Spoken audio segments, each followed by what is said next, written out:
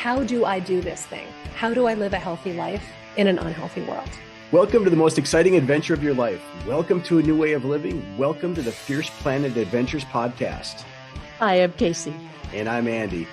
And we're a married couple on a mission to inspire and guide 1 million people to live a life of purpose, passion, and self-mastery through the 5 mountains of cutting-edge development. In today's episode, we ask you to set aside your perception of normal and to borrow from Keenan. It's a message of hope for those who choose to hear it and a warning for those who do not. Joining us today is author and podcast host, Pilar Gerasimo, an award-winning health journalist, pioneering social explorer, and author of a new book, The Healthy Deviant, a rule breaker's guide to being healthy in an unhealthy world. North Atlantic Books 2020. Best known for her work as founding editor of Experience Life magazine, which today reaches more than 3 million people with each issue, Pilar has also served as top health editor for the Huffington Post and is visiting faculty for the Institute for Integrative Nutrition. Today, Pilar co-hosts a top-rated podcast called The Living Experiment and teaches online courses through her digital learning platform, Healthy Deviant Academy. She guest lectures at universities, leads workshops at top retreat centers, and consults for organizations committing to transforming health and happiness at work and around the globe. When she's not traveling, Pilar hangs out on an organic communal family farm in Wisconsin with her pit bull pal, Calvin. Welcome, Pilar. Thanks so much, Casey and Andrew. It's great to be here with you. Absolutely. Thank you for taking the time to join us. I'm really excited about today's podcast. Yes. This is great. So, wow, right? So much to discuss today. The Healthy Deviant, it shakes the foundations of what many of us think of as normal. And you ask your reader to rethink the very fabric of our lives and what we're told and sold as healthy, happy, and normal. You're right that, most of us, we're trying to play a game that's been rigged from the very beginning, right? And so what do you mean by that? Well, I mean that when we come into this world, most of us are lucky in that we come in as reasonably healthy, happy babies. And then the world gets at us, right? We are affected by all of the different forces at work, from media and the systems of education and medical care, but also being surrounded by people who themselves are stressed out. We deal with traumas and stresses as the result of encountering people who have, become in some way oppressed or victimized by a pretty unhealthy culture. That culture that right now really encourages a lot more people to be unhealthy and unhappy, statistically speaking, than it does creating healthy, happy people. So when I say that the game is rigged from the beginning, I mean that you come in minding your own business as a little baby, just doing your own little natural baby thing. And the next thing you know, you're encouraged to adopt certain types of behaviors and patterns and rhythms of life, certain preferences for certain kinds of foods. You're told by advertising and media that you need to look and act a certain way and be a certain way and have certain things. And the more you comply with that version of what I call it, the crazy that passes for normal, the less healthy and less happy you get typically. And this is, again, speaking statistically, that right now, if you follow along with what passes for normal, you tend to get the so-called normal result. And right now, what passes for normal in the US is at least 50%, now closer to 60% of US adults being chronically ill, at least with one chronic disease having been diagnosed. 68 to 70% being significantly overweight, 70% taking prescription drugs on a daily or close to daily basis. And here's a really crazy number, 80%, this is before COVID, not thriving or flourishing mentally and emotionally. So having some form of anxiety, depression, mood or behavior challenges, cognitive problems. And that number climbed to 89% during COVID. And we started seeing all of the results of that, from suicidal behaviors and ideations to addictions to unhealthy risk-taking and so on, a lot of depression and anxiety. I mean, literally think about that, 89% of the population not thriving mentally and emotionally. Wow, that's staggering. It's staggering. And that's a rigged game, right? To me, it's like, okay, go along with what everyone else is doing. And then you'll get this as the result. So while you're busy trying to keep up with the Joneses and do all the things you think you have to do to be okay or normal or fit in, you're also going along with all of the things that will break you down. So my motto is break the rules or break yourself. You really only have that choice, because if you follow the rules, you're going to end up getting broken down by the systems at play. Great. That's very powerful. And just thinking back as I was listening to the audio version of the book, which you narrate, by the way, correct? That's right. Thank you for listening to the audiobook. It's on Audible. Yeah, awesome. it was great. I found myself going back and forth between, my childhood and how my parents raised me. And, I think that they did the best they could. Right. And it's not an indictment of them by any means, but we were told that, if you do X, Y, and Z, you go to the doctor, you believe everything the doctor tells you, follow the science, that, everything's going to be okay. Well, looking at my own family history, there were some pretty severe health issues that came up for my grandparents, my parents, me. And we followed the rules, right? We did everything the doctor said we should do. We bought what the media or the advertisers told us would make us healthier and happier. And that truly is just not what's really happening, is it? If you've been listening to our podcast or following us on socials, it's probably no surprise to you that I've been dealing with back issues for many years. And I want to take a moment just to tell you about something that I found that's helped me with my flexibility and durability and mobility. And that's called Kokoro Yoga, somatic warrior training. It's not just yoga. It also includes Tai Chi, Qigong, visualization, meditation, and breathwork practices such as Fit Warrior, Fighting Warrior, which incorporates functional fitness and some martial arts movements. And it's been just a really great way for me to maintain some flexibility and durability as I move through our challenges when we go and do Spartan races and climb mountains. So if this sounds like it's something that could help you out, check it out. The link's in the show notes. Well, here's the thing. Almost all of us were brought up in a society that had things like the USDA nutrition guidelines as a guiding measure for how to eat. We had, suggestions from the medical establishment about how to deal with our symptoms, things like migraines and headaches and digestive disorders.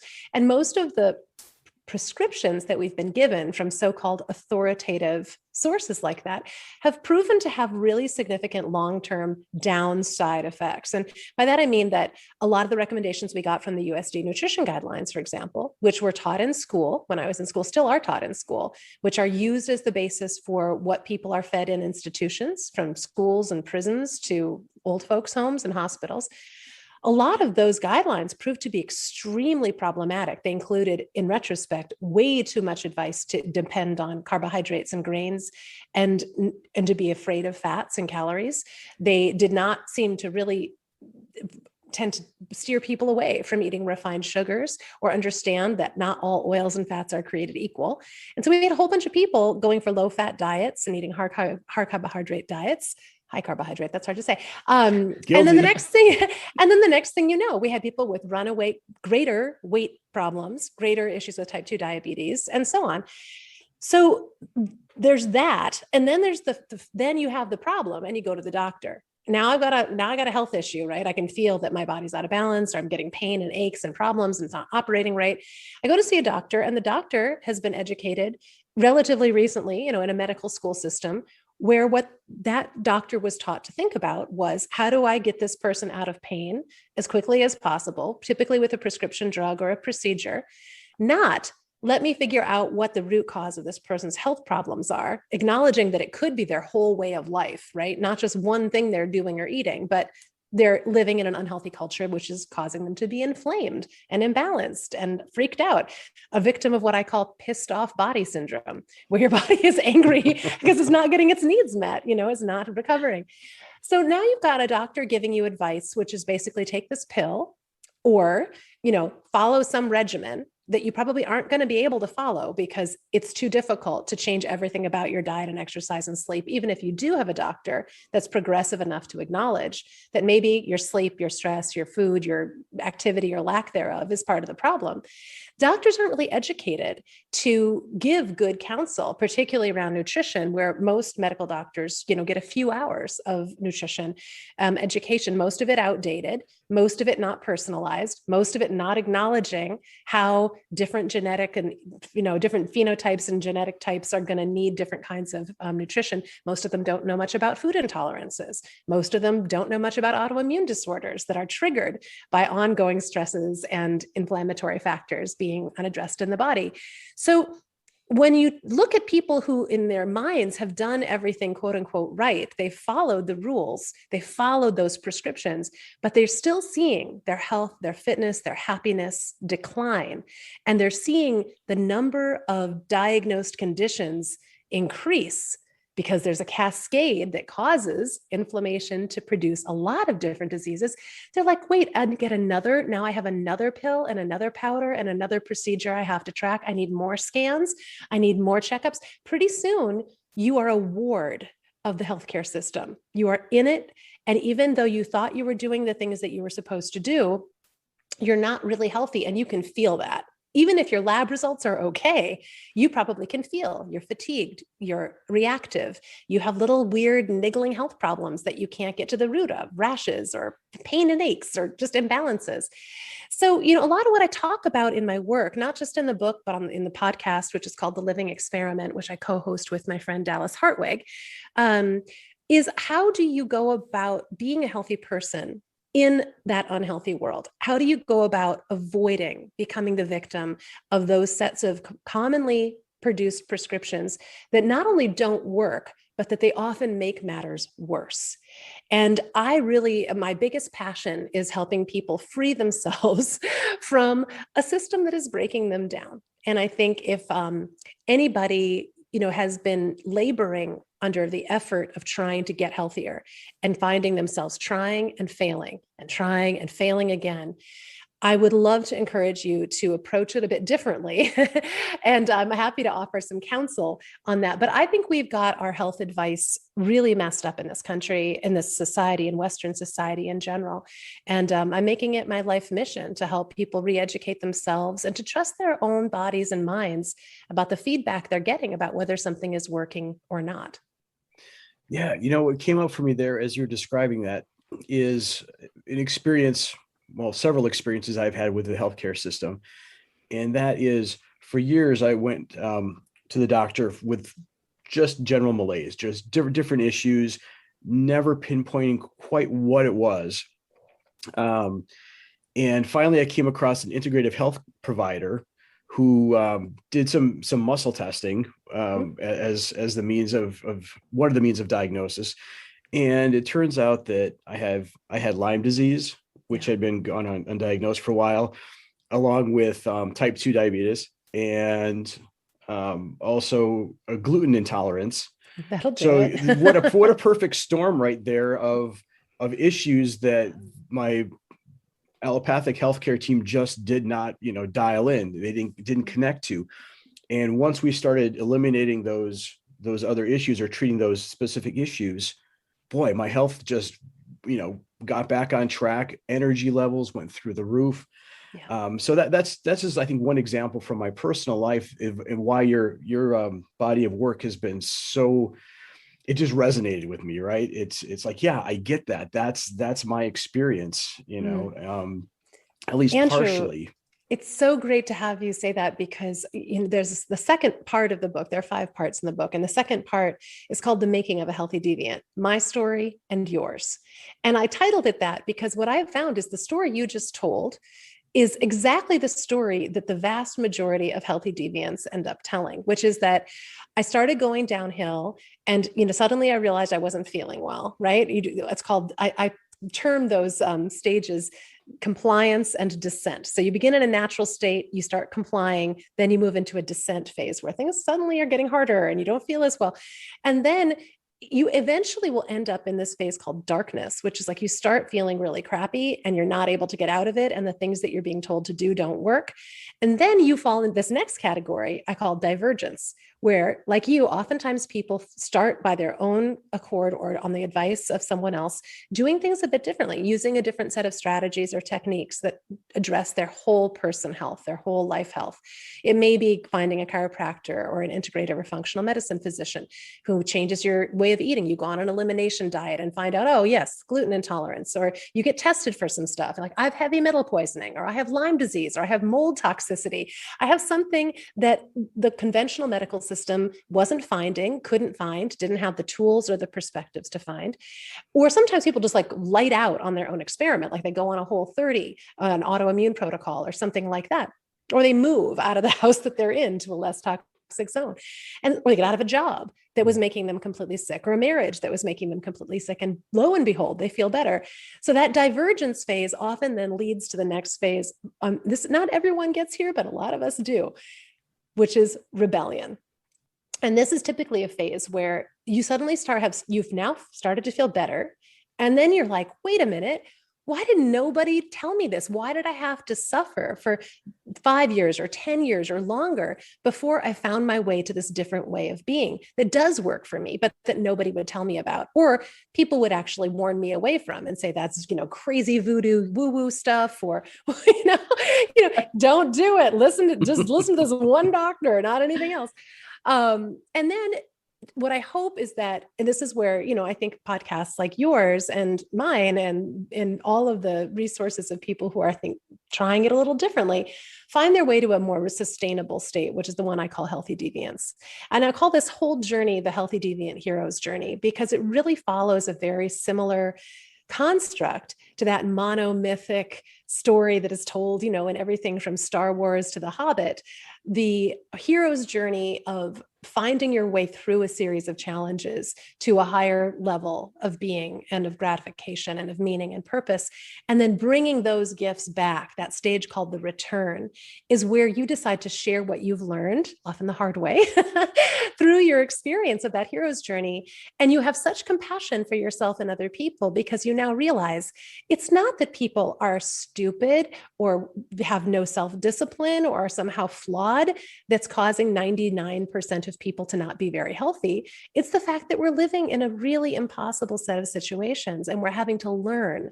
As I say in my book, we're the first generation in the history of humanity to be living in circumstances, modern day circumstances, even remotely like the ones we're living in now, with digital technologies and electric lights and all of the things that are, artificial intelligence, for example, an endless barrage of media pressures, new products and services being foisted on us all of the time, not enough time and space to do what we need to do to take care of ourselves, no communities to teach us or encourage us so that we can learn from each other. Everyone's out there trying to do it on their own. And I just feel like it's such a worthy effort, and it can feel so thankless when you're doing it by yourself and you feel like you're the only one who's having to experience this. So I think the more we share these stories of our own Healthy Deviant heroes' journeys and recognize how similar they are structurally to each other's, that we're not alone in this and that we do need to start declaring the truth of our reality for ourselves rather than allowing conventional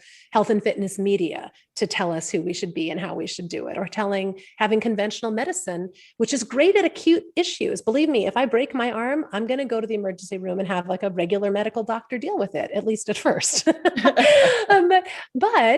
if I get hit by a car and I need to have surgery, I'm definitely going to be very happy for the Western medical system. It's good at acute stuff, not so much at chronic stuff, not so much at lifestyle-based problems, which are 90% of the health problems that are driving our healthcare costs and our healthcare crisis in this country. Something that came up for me there, just being in the mindset of our society of constantly asking, what's wrong with me? And I think you kind of illustrate that pretty well. The first part of the book too is so many of us are out there asking, what's wrong with me? Where it's not actually what's wrong with me. Yes. What's being fed to us and sold to us. That's exactly right. Yeah.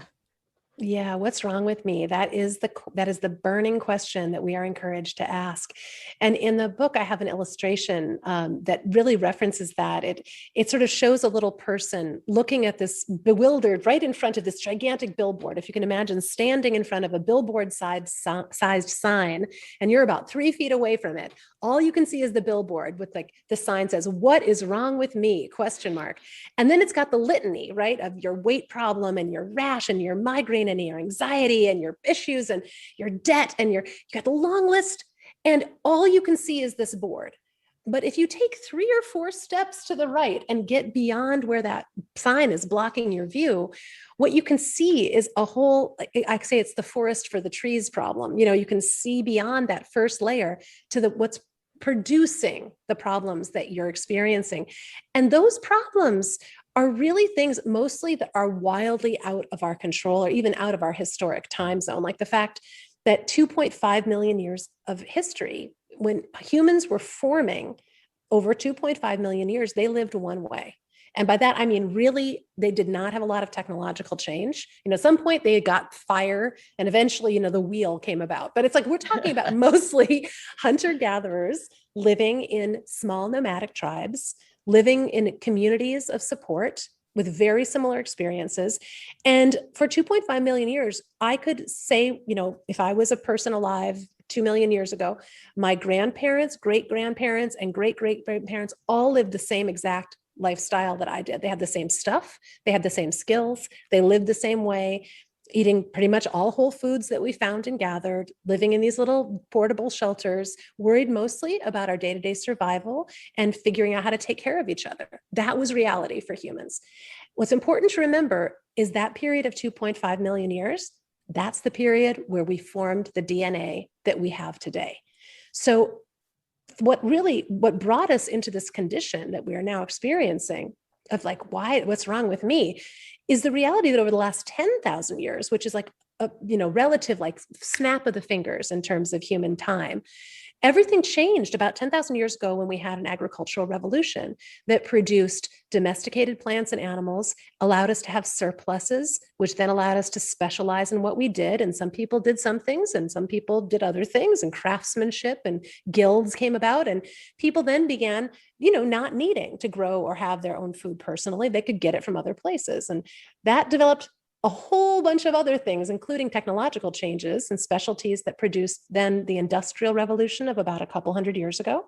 And that's really when we first started having big machines that were able to process flours and sugars. They were able to mass-produced parts and pieces of things. And then we started accumulating more stuff and more processed foods. And lo and behold, then we had the technological revolution of about 60 years ago. And first computers, lots of appliances, push button things. And then the digital revolution, which is only 25 years ago, like less than half my lifetime, I've had these devices that we're still figuring out how to make sense of all of that. And so when we're forced to look at that billboard of what's wrong with me and not see that what we're actually experiencing is what's wrong with all of us, which is not really wrong with us at all. It's what's wrong is the experience of evolutionary mismatch. And that's a term that's used by biologists, evolutionary biologists, and others to describe what happens when DNA formed over a long period of time, like 2.5 million years, is suddenly thrust into an environment that has nothing to do with those circumstances. And so our modern day environment and our old hunter-gatherer DNA do not match. And that mismatch is really to blame, psychologically, physically, at every level, for the sense of dis-ease we experience, the sense of stress, anxiety, depression. That's what's causing the runaway epidemics of chronic disease like type 2 diabetes and heart disease. Not that people aren't following the right guidelines. It's that we're having to have guidelines at all. Like nobody in our history of humanity had to deal with guidelines. You just ate what there was. You didn't have paradox of choice. You didn't have things being promoted to you. You had time to go and find and prepare your food and eat it and enjoy it with people you loved. All of that has changed now. So I really think about it as us needing to re-educate ourselves in the new survival skills of the modern era. What do you need to do? Not like build fire, find shelter and water. That was the issue with our forebears of 2.5 million years.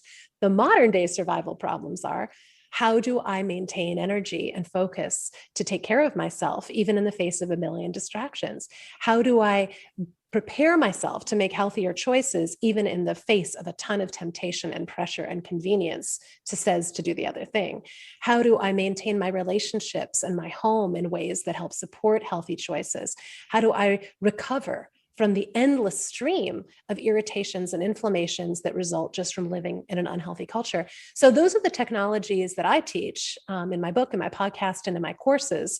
It's really like, how do I do this thing? How do I live a healthy life in an unhealthy world? Friends, if what we're discussing today, the 5 domains of cutting edge human development, sounds interesting to you and you want to experience it for yourself, a great place to start is the Unbeatable Challenge. You can try it for free now. There's a link in the show notes, and it's a great way to really jumpstart your 5 domain training and become really clear on your goals for this year and how to crush them. We did this challenge earlier this year, and it was a great way to find clarity and redefine our mission, our purpose. And Casey and I also used it as an alignment piece in our marriage to make sure that we were on the same page. So the link is in the show notes. You can try it for free now. Don't wait. Don't hesitate. Take action. Yeah. What came to mind here is, and I don't want to hammer this point too much because I think at heart, I'm still a capitalist, but, we can literally be watching a show on making healthy decisions and exercise and fitness and eating well. And then at commercial break, we're seeing, the latest fast food commercial or the latest snack food commercial. So it seems like we're caught in this never-ending loop of do better. Here's how you can do better, and then we're going to tempt you with, the unhealthy choice. And it's like, well, no wonder why people are confused and aren't quite sure where to go and which direction to take to achieve the optimal health. Yes. Well, and I think you don't have to be a devoted capitalist to make that observation, but I do think that living in a culture that has some base assumptions, which is, more is better. Products will solve the problem. You have a problem. Now that you have convinced you have a problem, here's a solution to it. Like, that's really how advertising works. That's how most media works. And today, most media is really owned effectively by the advertisers. So just to give you an example, I started a magazine in 2001 and ran it for the better part of 15 years. As you mentioned, Experience Life now reaches like 3 million people with each issue. I had to fight really, really hard for that magazine to be committed to the principle of serving the reader first, because most magazines are committed to the principle of serving the advertiser first. And they literally develop content that will be supportive of the ads that are going in, not the other way around. So when you as a reader are reading a health and fitness magazine produced by most conventional media companies, or you're watching television in a conventional realm, you can pretty much guarantee that a lot of what you're going to be seeing is designed to either catch your attention and keep you trapped in an environment like social media where you're going to continue to be able to see ads. You are the product, basically. You're being sold. Or you're going to be seeing a lot of material that convinces you need more stuff. A gear guide, a makeover thing, a weight loss how-to that's followed by an ad for a weight loss product or service.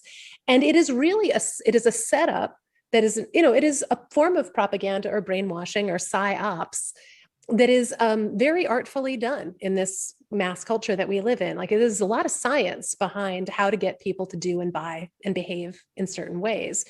So knowing that you're the target of that, you can continue to operate like a good consumer capitalist if you want to and get the things you want. I mean, here, I'll give you an example.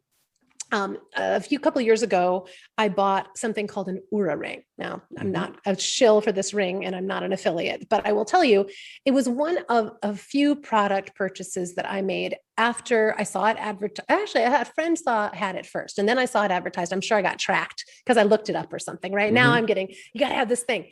And I will tell you, I actually like this product a lot. And it's cool and it's great, and yay technology and yay products are available. It helps me track my sleep, my activity, and a bunch of other things.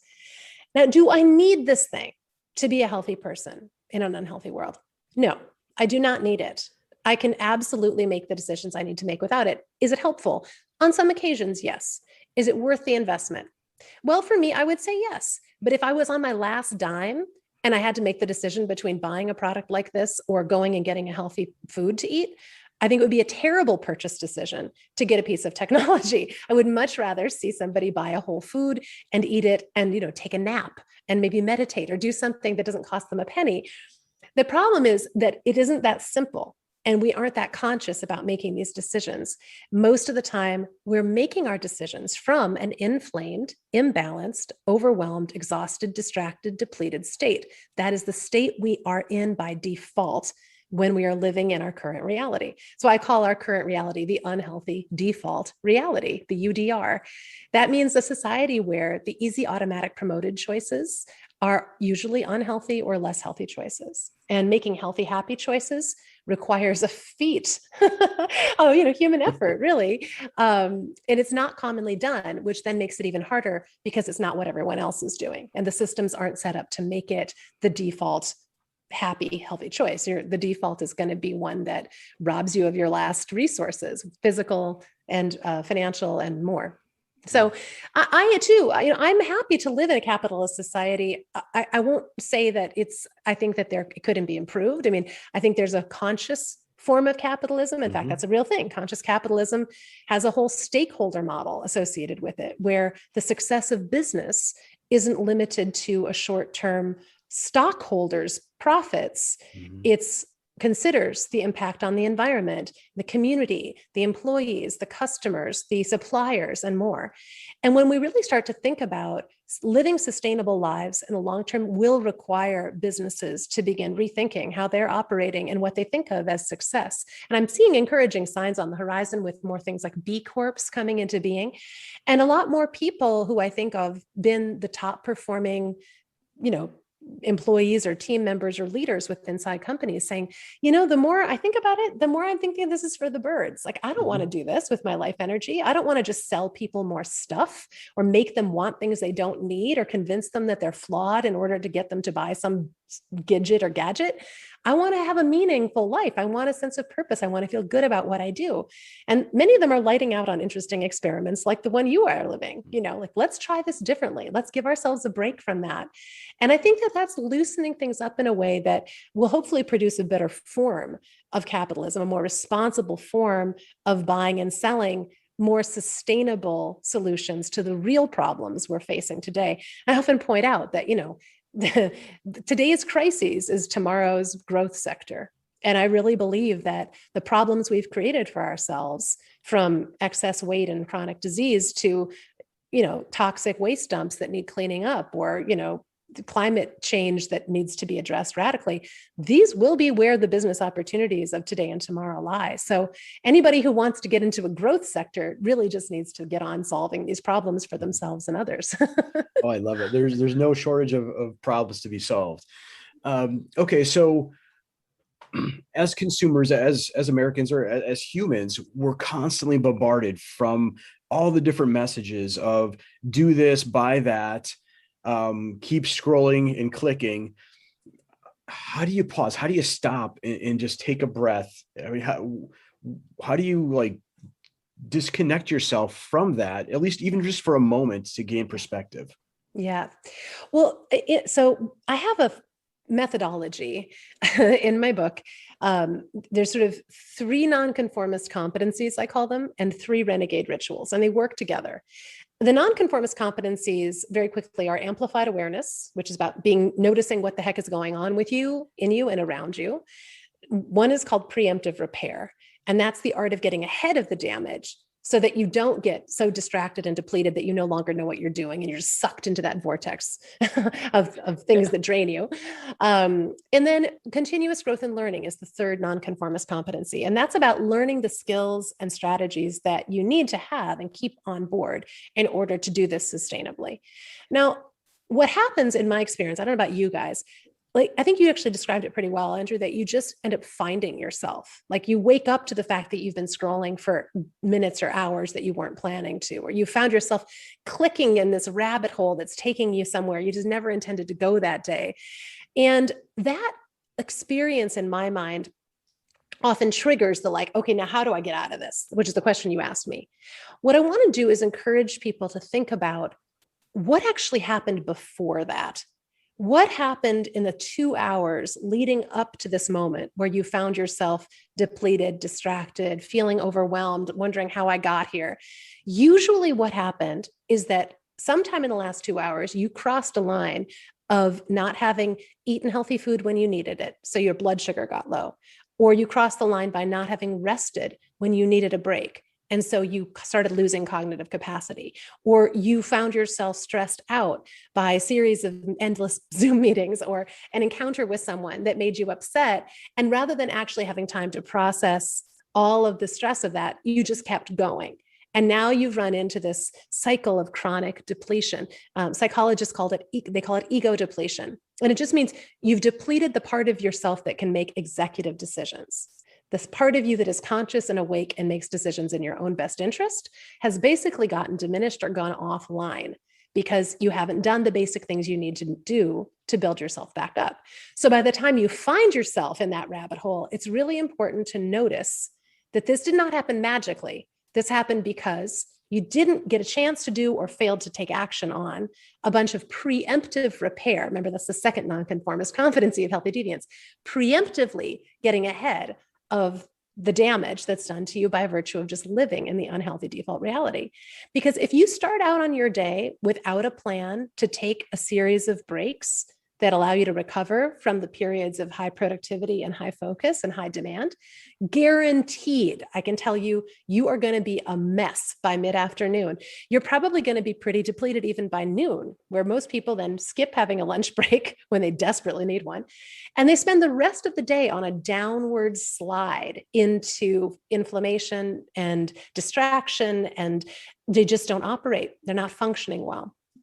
So when I say preemptive repair, what I suggest people do, whether they, let's say you wake up and you're in that rabbit hole of like, I've lost my mind, I'm stressed out, I'm distracted, I don't even know what I'm doing, I can't focus. Acknowledge that you probably missed a step and now take corrective action. So how do you get yourself out? By doing the exact thing you should, I wish that you had done 2 hours ago or longer. Typically, you have to give yourself a break from the demands of the daily experience. By that, I mean, you really have to rescind yourself from the demands of mass culture society. So whether that means taking a walk around the block and getting some fresh air, unplugging from your devices is really essential. You cannot take a break while also being online. I just don't believe it's possible. Maybe if you're listening to a guided meditation or something, but if it's demanding your effort visually and auditorially and mentally, it's not a break. So I believe in unplugging and taking what I call an ultradian rhythm break. And this is one of the 3 nonconformist competencies in the book. What you do is really up to you. It could be meditation or breathing or yoga. It could be a walk. It could be getting a healthy snack.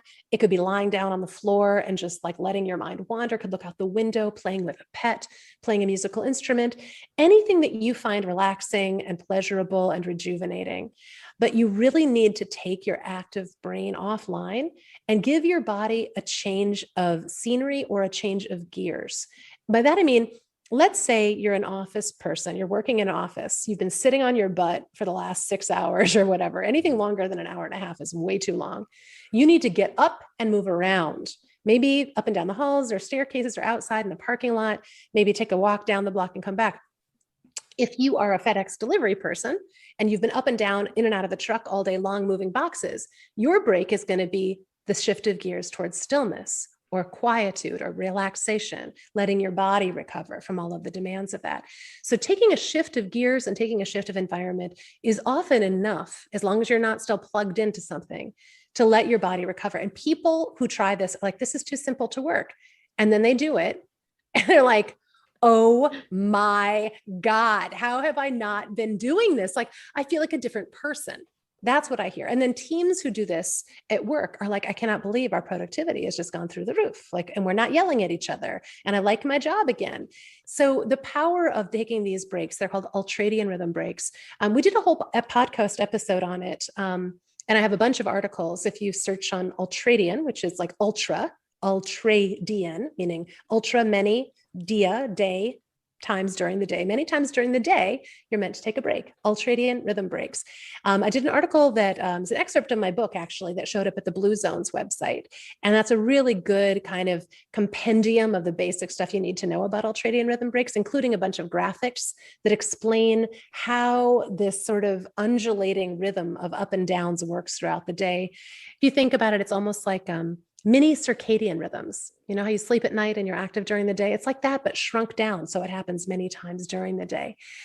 So what you do, to me, there are very complex, arcane processes that a lot of people tell you to go through. Breathing a certain, you got to do pranayama breathing, and you have to sit a certain way and get your kundalini stuff all lined up. That's all great technology, and great. But all you really need to do initially to experience the benefit of this is stop doing what you've been doing for the last couple of hours. Refill yourself, replenish yourself, get away from the demands, and notice what your body is calling for. Is it thirsty?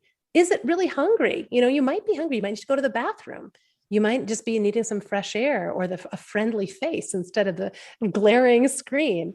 If you listen to your body, it will tell you what it needs during that time. Wonderful. Thank you. Yeah. So the Healthy Deviant Manifesto, is that what you just touched on, or is that different than what you just mentioned? Oh, well, I'm glad you asked. The Healthy Deviant Manifesto is funny. It becomes kind of an afterthought in the book. Everything in the book is based on the manifesto, but the manifesto is just sort of a 3-point summary of what I see as being the essential requirements or principles of being a healthy deviant. And it's actually very short. If you'd like to, I'd be happy to just share it with you. Would that work? Yeah, that'd be wonderful. Okay.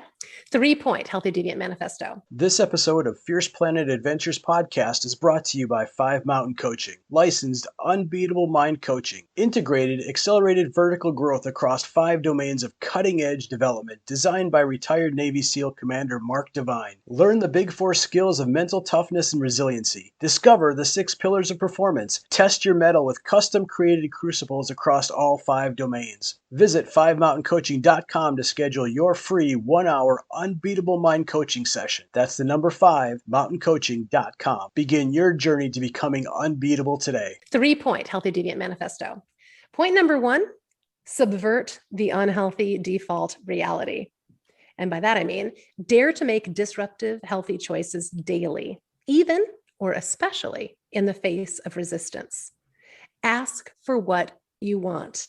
Stand up for your health-preserving rights and preferences. Keep your wits about you and refuse to let the dominant culture machine roll over your healthy autonomy. So I'll just say one word about that. As I said, the unhealthy default reality is the society we're living in now. And by disrupting it, just by choosing to live differently, you're disrupting it. When you actively decide to make your health and happiness and well-being and resilience a priority, you are going to be messing with a set of systems that have been messing with you for a while. So that's point number 1, subvert the unhealthy default reality. Point number 2 is call out the crazy. Point to our society's unhealthy madness so others can start seeing it too. Speak up for the healthy truths you hold to be self-evident. Laugh in the face of nonsense, even when it's official, authoritative nonsense. When you see body shaming, bad advice, or unrealistic, quote unquote, aspirational imagery that you think is daft, say so. Wave your fist, roll your eyes, let off steam. Then get back to your own healthy deviant business. So in this point, what I'm really encouraging people to do is be overt. Once you start noticing the things that you mentioned, Andrew, like all of these things, you're like, God, I see that this is happening this way, and I'm seeing that it's not working. Share that with other people. You're not the only one experiencing the crazy, but when we talk to each other about it and point it out and make fun of it in some cases, I think we pull the power plug on it a little bit. It also makes us not feel so alone. Just a tiny example of this. I was standing at the supermarket in line at where they have the magazine racks. And there was just one of these magazines with a ridiculous bikini body lady and some stupid headline like lose the muffin top or get these thighs in 30 days or whatever it was. And I looked at the lady next to me and I was just like, I rolled my eyes and pointed to it. And she's like, oh my God, another one of those. And that was it. That was my version of calling out the crazy that day. So point number 2, call out the crazy. Point number 3, make it a party. Welcome, support, and seek common ground with health seekers of all stripes. Seek and form healthy deviant communities. See healthy living as an opportunity for growth, discovery, and self-expression, not a grim battle or competition. Enjoy the process. Make healthy living a fun, celebratory, open-hearted, inclusive gathering that everybody wants to join. And this last point is important to me because I feel like I spent so much of my life as a health seeker being convinced that it was all about self-discipline and self-denial, and I had to do it a certain way. And some people were right and other people were wrong. It was like the vegans versus the paleos versus the high carb versus the low carb. People who were at CrossFit who didn't like people that weren't at CrossFit. And I just got tired of feeling like I had to choose a clique. And I got tired of feeling like it had to be a miserable slog. So my whole philosophy is like, if I want people to have such a good time being healthy that everybody looks at you and are like, I want what she's having. I want it to be a place everybody can feel comfortable experimenting to find out what works for them. I really don't believe there's any one right way to be healthy. And I really do believe that all of the ways can be fun if they feel good to you. And you find some other people who want to have a good time, either the same or differently than you, but can hang out with you and support the way you're choosing to take care of yourself. Because if we don't make it a more fun, feel-good enterprise, I just don't see how we're going to solve the problem. We can't just keep sending more people to doctors that give them more pills and powders. And eventually they end up, in a surgical unit, getting something amputated or having a stent or a piece of mesh put in to deal with a problem that could have been resolved, years and years earlier if that person had gotten support in living a more sustainably healthy, more gratifying, satisfying, fun way of life. So point number 3, make it a party. That's it. That's the manifesto in a nutshell. Oh, brilliant. I love it. That's what we do here, right? Is, all about changing people's perspectives and having fun with what you're doing. And we found ourselves in a very similar position where we worked for a great company that was in theory about having fun and getting outdoors, but it wasn't landing with us anymore, right? It didn't speak to us anymore. And so we did a paradigm shift and, getting outdoors and living a full life of adventure and fun, and incorporated with that is making healthy choices to sustain that lifestyle. So that really resonates with me. That's great. Well, and I want to really commend you guys for, being on the cutting edge and a vanguard of experimentation. I think a lot of people, I have a group called Healthy Deviant U, which is an ongoing year-long program that people sign up for and hang together in a community for a year at least. Some people are going to be staying a lot longer than that. But what I'm seeing as a pattern with this sort of initial group of about 100 people is that many of them are reconsidering their career choices. They're reconsidering the way that they're living day to day. They're, living in a world that requires a lot of upkeep financially and physically to manage all their objects and their homes or whatever. And so whether people have very little money and are feeling like they're not undercompensated for the amount of life energy they're putting into their career, or they're very well compensated financially, but it's costing their jobs and their careers are costing them their health and their happiness and their relationships and their freedom. Many people are really reevaluating how they want to live. And I think we're seeing a resurgence of interest in what's called voluntary simplicity, which was a movement in the early 90s that started, where people are asking, do I want to give away this much of my life energy in exchange for money and power and clout or fame? Or do I really just want to have a day-to-day experience of being alive, doing what I choose to do, even if it means there are going to be some trade-offs. It's all about your value system. I really believe you have to kind of tap into the deepest callings of your soul first, and then figure out how to heed them. Because, I think so much of what I see in the planet that we're living on now is, it's a limited size planet with a limited set of natural resources. And we've sort of spent the first few hundred years of so-called modern existence, like post-industrial existence, living lives that required huge amounts of extraction of natural resources and of human resources. We extracted beyond people's ability to sustain it, their energy and their vitality and enthusiasm, and used it to create unsustainable models. Now I think we're waking up to the fact that it's like, I don't want to be an extractive industry, either as a business or as a person. I don't want to extract my own life energy out of myself just to support the way that I'm being told to live on a day-to-day basis. So I think that wake up call is coming at almost every level right now. And I'm reasonably optimistic that as creative people, we're going to figure out new and different ways of living. And I do believe, while the last year of pandemic and civil unrest and disturbance of many various kinds was kind of scary and confronting, I do believe that there's some real advantages in the fact that we had so much disruption that nobody's life was untouched by it. And I really think now we're having a global experience. We get to design what the new so-called normal is. I don't think anybody wants to go back to the old normal.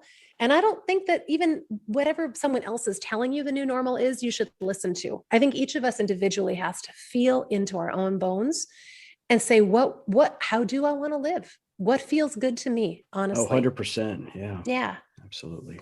Absolutely. Yeah. It wasn't something that really resonated with me there. Like you were saying, it wasn't until we really slowed down and took a pause and really started searching deep within ourselves and what really did actually matter to us in our lives. What were our values, our principles, our passions, and ultimately leading to the purpose. And just being able to tap into that changes your perspective on a lot of other things. Yes. So, yes, that's right. Yeah, well, you guys are a living experiment. I mean, we all are. That's the fun part. And I do think that slowing down is so, I don't know, Casey, the way you said that was really nice, that it's not until you slow down that you can begin to think, feel, and think clearly and notice. That amplified awareness, which is the very first nonconformist competency, doesn't usually come because people are thinking faster. Amplified awareness usually becomes because they are slowing down. They are willing themselves to cease active movement and grasping and begin noticing instead. And that is a courageous act. It's a revolutionary act. It's a healthy deviant act, for sure. Oh, great. You've provided so much incredible information and perspective here. Is there anything you haven't touched on yet that you want people to be able to take away from your book? Oh, that's a great question. Well, I'll say this, the book is a good 300 pages long, so there's lots of stuff in the book. I encourage people when they're reading the book to not feel that they have to read it cover to cover. I designed the book so that you could open it and start reading almost anywhere and just listen to your gut and instinct about what feels good. Same thing with the audiobook. I encourage people to skip around if they want to. So I always assume people will get out of the book what they want and need. I would encourage people who are interested and want to check it out. There's a free preview of the book that's available at my website. If you go to healthydeviant.com, you can find a preview of the book. You can find a whole bunch of other resources in the Learn More section, including articles and podcasts that are related to the topic. And then I have courses that I teach, small scale 5-day Healthy Deviant Challenge, which people can find for free at the Healthy Deviant Facebook group. And then other courses that I teach at various points throughout the year, kind of meeting people where they are. I guess that's where the thought I would love to leave you with is whether or not any one individual identifies themselves currently as a healthy deviant, or even really cares to know what that term means. What I really encourage people to do is just decide for themselves that their vitality and resilience and autonomy matter enough that they want to be in that at least a healthier version of their own selves, that they're willing to stand up for their rights to be a healthy, happy person and reclaim the sense of autonomy that they have. Their birthright is health, and to get back to that and make it a priority. That reminds me. So if you're wondering, are you a healthy deviant? I have a quiz, the Are You a Healthy Deviant quiz. And you can also find that it's free at healthydeviant.com. Just click on the quiz button that'll either pop up or is in the menu, and you can check that out. It gives you your score and tells you where you fall on the healthy deviant spectrum. And it also gives you some suggestions about how to interpret your score and what might be coming for you next. Yeah, I took the quiz. It was very fun. Oh, did you remember your Information. score? What were you? Oh, gosh. I bet you're a healthy deviant. I was. I just can't remember the actual number score. But It doesn't matter. Well, welcome to the club. Let's make it a party. Thank you. Party. And tell us about the real quick, the Healthy Deviant Adventure. Oh yeah. So I have in the book, part 4, I think it is called the Healthy Deviant Adventure. And it's a 14-day program that walks you through integrating the nonconformist competencies and the renegade rituals in ways that feel right for you. So each day for 14 days, there's a little reading, there's a little quote, a little reading that gives you kind of a philosophical idea of a theme, like, start where you are, or get ready for weirdness, or, basically like embracing things like courage and dealing with the challenges that you're facing. So it gives you suggested experiments that you can run or try during that day and encourages you to reflect on how that went. And I have an interactive version of that that's a video course, basically. I ran it for the first time online in the first 2 weeks of the COVID shutdown last year.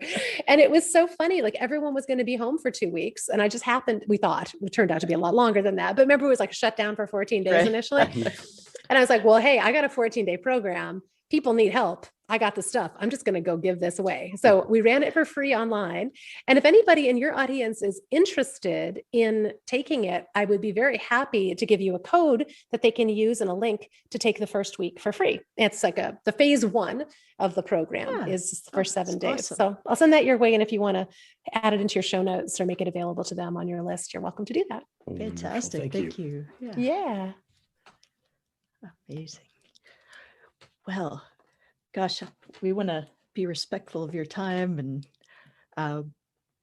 certainly thank you so much for joining us today, providing such a paradigm-breaking perspective, basically, on health and happiness. So, thank you. Was there anywhere else folks can go to learn more about you? Instagram or? Yeah, I'm on all of the social platforms, believe it or not. I try not to spend a ton of time there, but I'm active on social media in Facebook and on Instagram and even Pinterest if you want to go there. But mostly I hang out on Instagram and Facebook. And Facebook, like I said, I have a couple of different pages and groups. There's a Healthy Deviant page, which is where I just kind of post stuff generally. The Healthy Deviant group is a closed group, private group. You have to request to join. A couple thousand people there right now, maybe 2,500. And that's a really fun community. I encourage people who are really interested in, going deeper with this stuff to connect with me there. I often give people free previews of the work I'm doing with online courses and things. So I would connect with me there. My personal site is pilargerasimo.com, but it's more about the background, and it contains links to the podcast, Living Experiment. That's one other option for folks that are podcast listeners who like your podcast. They might like ours too. Livingexperiment.com is where you find out about that, but it's available on all of the leading podcast platforms. So if you just search on Living Experiment, you'll find it. Perfect. And we'll have some links in the show notes as well to get folks over to you. Beautiful. Thank you so much for having me. It's really been fun talking with you. Likewise. Yeah. And the book, congratulations on that. And thank you. What an amazing work, and just mind-blowing. Oh, thank you. Fantastic. Well, I spent about 5 years working on it, and I'm really proud of it. And it's been fun, that the year that this book came out, being COVID obsessed, wasn't the best year for a book to come out. But I have to say, it's been so great to see it consistently reaching people, consistently selling, consistently getting shared. And now I'm getting invited to talk at schools and in universities and in businesses. Wow. And I just did a presentation for the International Monetary Fund and the World Economic Forum. So I think the potential for Healthy Deviants entering mainstream consciousness is real and now, and may more minds be blown. Oh, right. We need that. And just as a quick statement here is, friends, we have just scratched the surface of the wealth of information provided in the book. So I really encourage you to listen to the audio version or download your copy. It's great. Thank you so much. Appreciate that.